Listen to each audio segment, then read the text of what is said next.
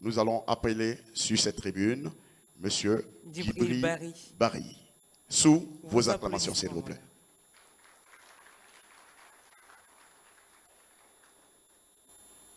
On l'encourage un peu parce qu'il a beaucoup transpiré.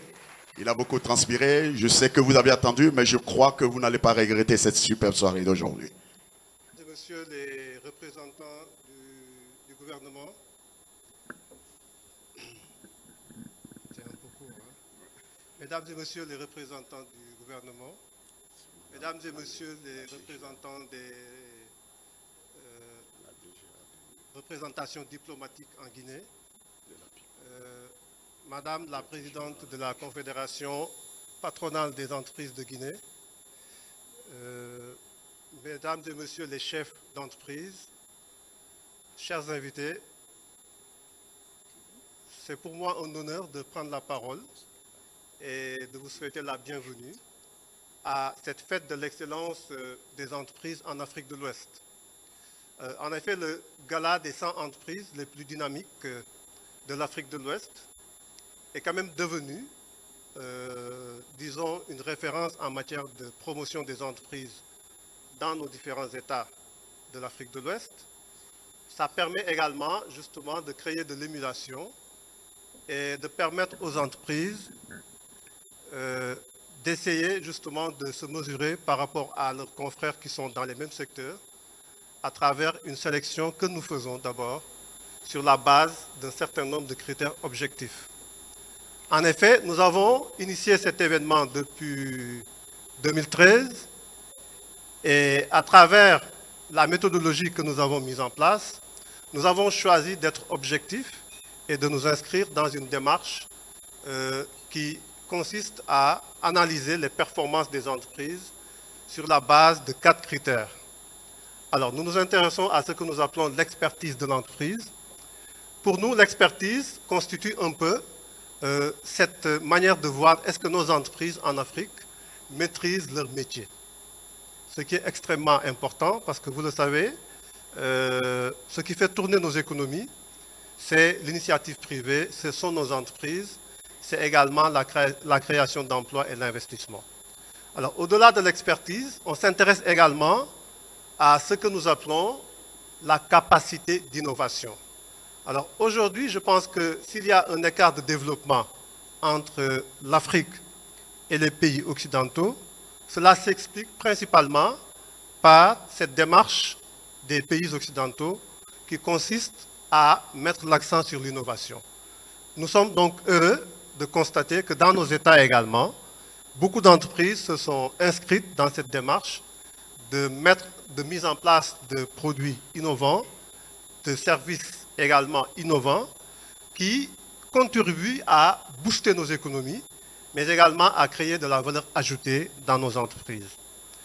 L'analyse que nous faisons aussi est faite sur la base d'un troisième critère que nous appelons la capacité de pénétration du marché. Alors pourquoi on s'intéresse à ce critère? Parce que pour nous, nous pensons qu'il est important que nos entreprises soient créées, mais qu'elles grandissent, qu'elles arrivent à se pérenniser dans le secteur d'activité. Donc, à travers la capacité de pénétration du marché, nous essayons de voir comment se positionnent les entreprises dans le secteur d'activité. Le quatrième critère, qui nous semble être aussi un critère assez important, c'est ce que nous appelons l'impact de l'activité sur l'économie nationale. Alors, l'impact de l'activité sur l'économie nationale est mesuré à partir de 2 aspects. Il y a d'abord ce que nous appelons la création d'emplois. Nous sommes dans des pays où la question de l'emploi se pose avec acuité. Il est donc important d'encourager les entreprises qui se sont inscrites dans une démarche de création d'emplois et une démarche de lutte contre le chômage.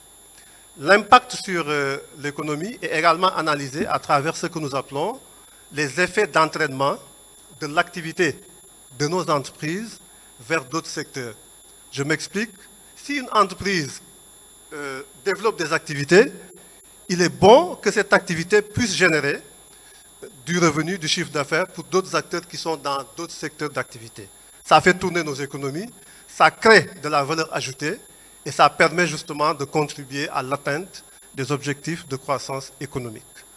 Donc cette démarche-là nous a permis de partir d'un panel de 200 entreprises dans chaque pays d'Afrique de l'Ouest pour en choisir les 100 les plus dynamiques sur la base de nos 4 critères. Alors, si nous terminons justement cet effort d'analyse et de sélection de nos entreprises au niveau de l'Afrique de l'Ouest, on passe aussi à ce qu'on peut appeler une analyse beaucoup plus approfondie de notre démarche.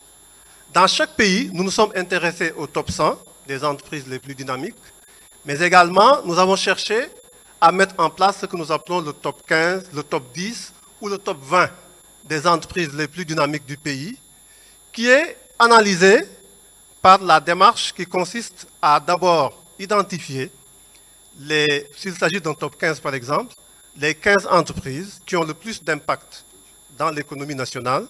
Et dans chacun des secteurs, nous essayons de voir quelle est l'entreprise la plus dynamique, l'entreprise la plus innovante. Et c'est après toutes ces démarches, je veux dire toute cette analyse méthodologique, que nous passons à l'organisation de cette cérémonie prestigieuse qui vise donc à d'abord présenter les résultats de notre analyse, c'est-à-dire dans chaque pays, en Guinée par exemple, quelles sont les 100 entreprises les plus dynamiques et quelle est justement dans notre top 10, ça va être le cas en Guinée, dans notre top 10, quelles sont les entreprises qui jouent les premiers rôles en termes de dynamisme et d'innovation dans leur secteur d'activité. Je pense qu'il est important en Afrique d'organiser ce genre d'événements pour encourager l'initiative privée. Mais pas seulement que l'initiative privée, parce que vous le verrez dans notre sélection, dans notre analyse, on s'intéresse également aux entreprises publiques. Parce qu'il n'est pas question que la rigueur de gestion qui est assignée aux entreprises privées ne soit pas justement aussi assujettie aux entreprises publiques. Donc il est important que, au niveau des entreprises publiques comme privées, qu'il y ait cette rigueur en termes d'innovation, en termes d'expertise, en termes d'impact sur l'économie nationale. Alors, nous sommes donc à la 8e édition du Gala des 100 entreprises les plus dynamiques de l'Afrique de l'Ouest, parce que cet événement a déjà fait le tour, donc, disons, de l'Afrique de l'Ouest, pour avoir été organisé au Sénégal, au Bénin, au Burkina Faso, au Mali, au Togo et au Niger.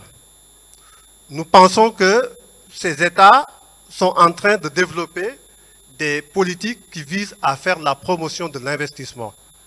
On ne peut pas aujourd'hui occulter le rôle important que joue l'investissement dans nos États, dans nos économies, et dans toutes les économies d'ailleurs, que ce soit les économies développées ou celles qui sont, je veux dire, en voie de développement. Il est important d'encourager l'investissement, il est important de mettre en place des initiatives pour attirer des investisseurs. Et c'est cette démarche-là qui a permis aujourd'hui que beaucoup de pays en Afrique, de manière générale, sont en train vraiment de se battre pour améliorer le cadre des affaires, améliorer l'environnement des affaires, mais également encourager l'initiative privée, les entreprises publiques. Nous remercions tous les chefs d'entreprise, toutes les autorités qui ont compris notre démarche et qui ont accepté de faire le déplacement ce soir pour partager avec nous ces moments de célébration de la performance et de l'innovation. Nous en sommes à la première édition en Guinée, mais nous pensons que c'est des éditions qui vont se renouveler parce que justement, nos États ont besoin d'une visibilité. J'allais le dire, hein, le Gala des 100 entreprises les plus dynamiques de l'Afrique de l'Ouest ne vise pas seulement à faire la promotion des entreprises. C'est également une initiative, un événement qui contribue à vendre la destination de nos États. C'est d'ailleurs ce qui explique que quand nous organisons ces événements, nous mettons beaucoup l'accent sur la visibilité, sur le côté médiatique, d'où justement cette politique qui consiste à diffuser cet événement en direct, d'abord sur les chaînes locales du pays, mais également dans toute la sous-région. Nous remercions également le gouvernement guinéen. Nous remercions son Excellence le professeur Alpha Condé, président de la République de la Guinée, qui a justement accompagné cet événement, qui ont compris l'esprit de cet événement. Nous saluons également tous les efforts du gouvernement pour la promotion de l'investissement en Guinée, pour la création d'emplois et également pour assainir l'environnement des affaires. Je vous remercie.